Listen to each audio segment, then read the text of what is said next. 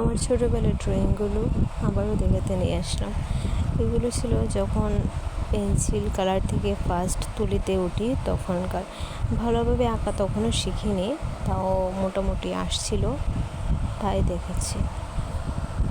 এটা ছিল আমার এক্সামের আর্ট, এটা এক্সামে ছিল তাই আর্ট করেছিলাম। আর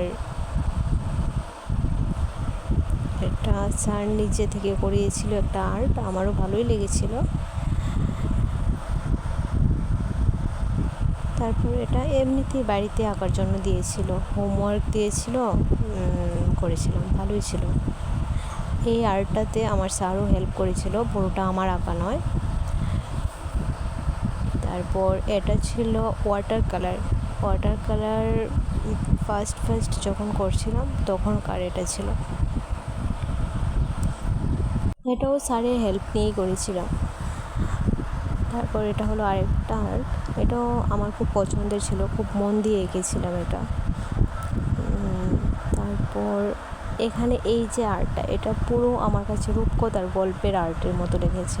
মানে রূপকথার গল্পের স্টোরি শুনি না আমরা, একদম সেই রকম লেগেছিল আমার কাছে। এটা আমার খুবই পছন্দের একটা আর্ট।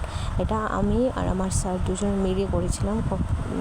পুরোটা আমার করা নয়, কিছুটা টাচ স্যারেরও আছে, তবে এটা আমার ফেভারিট আর্ট।